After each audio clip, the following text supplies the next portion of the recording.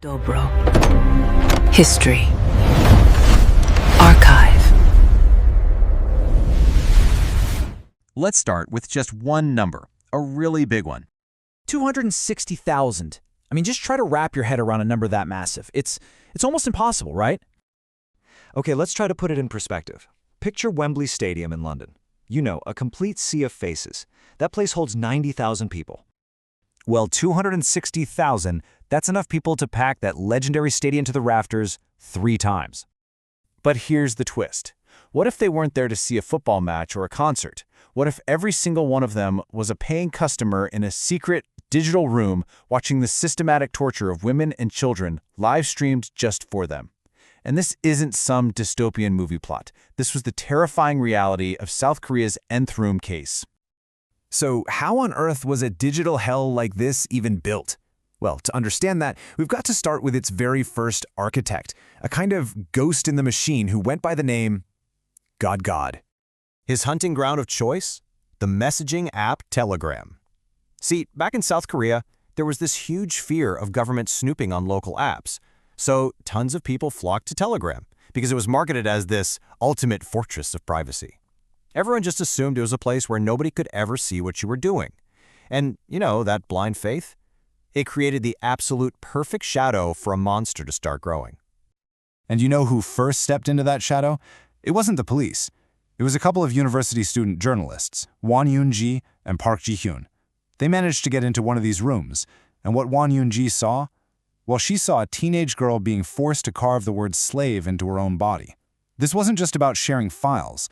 This was live, directed, unbelievable cruelty. And right at the center of it all was GodGod. And his method? It was just chillingly simple.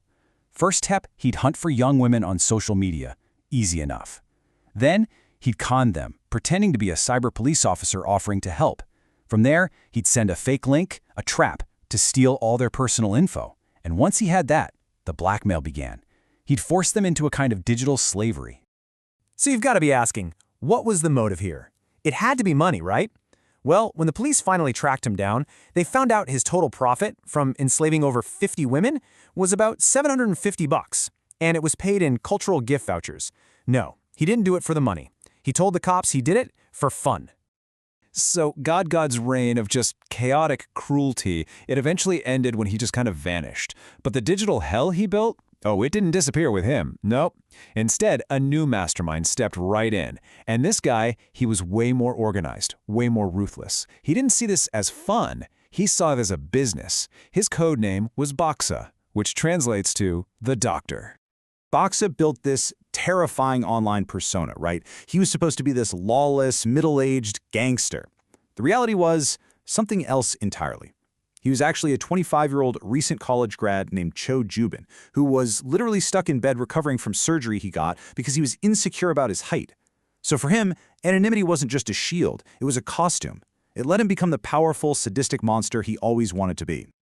So you can really see the evolution of the crime right here on this chart. GodGod, he just kind of kicked the door open with this chaotic cruelty, mostly driven by a need for control. But then Baksa comes along, and he builds a full-on prison on that foundation, turning the whole thing into a for-profit business fueled by pure sadism. And you can see the justice system saw that escalation too, handing down sentences of 34 and 42 years. Okay, so at this point, the police and the journalist are just slamming their heads against 2 massive brick walls, a supposedly secret app and supposedly anonymous money. The criminals were absolutely convinced the technology made them invisible. Well, they were dead wrong. So let's dive in and break down exactly how investigators cracked these so-called unbreakable vaults. All right, first up, Telegram. The big myth was that every single chat was 100% secret and private. But here's the reality. Only the one-on-one secret chats have that hardcore end-to-end encryption. The Nth Rooms, they were massive group chats. And that right there was the fatal flaw in their whole plan, because group chats are not end-to-end encrypted. All of those horrifying videos, all of the user lists, they were just sitting on Telegram servers, ready for law enforcement to come knocking. Okay, second wall, the money. Baksa demanded everyone pay in cryptocurrency, thinking it was totally anonymous. But what investigators figured out really fast is that it's the exact opposite. See, crypto isn't a mask that hides who you are. It's a permanent tattoo. And here's how they use that tattoo to catch him. The blockchain is basically a public ledger, right? Anyone can see it. So they just watched the payments going into Baksa's wallet. Then they followed that crypto tattoo as it bounced from wallet to wallet, and then they just waited. They waited for him to try and cash out at a crypto exchange, which is basically just a bank for this stuff.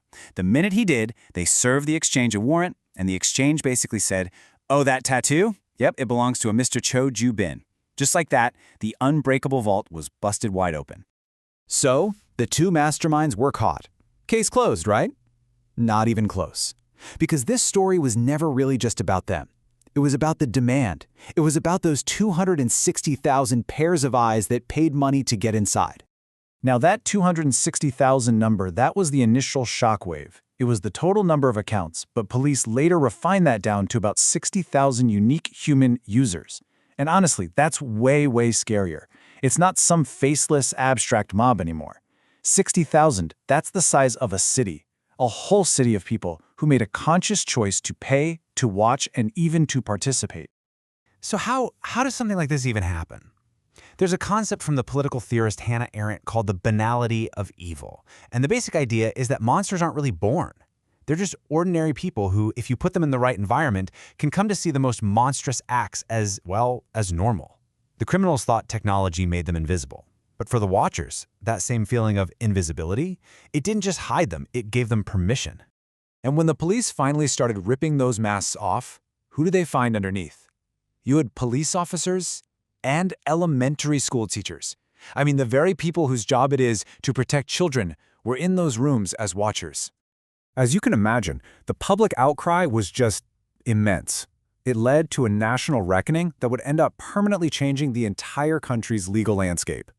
So the government passed what's now known as the Nth Room Prevention Law, and it's really built on three key pillars. First, and this is huge, it punishes the watchers. Just viewing or having this material is now a serious crime. Second, it goes after the platforms. It forces companies like Telegram to actively stop and delete this kind of content. And third, it punishes the enablers, creating really harsh penalties for any public servants who leak private data. The laws have changed, and that's a good thing.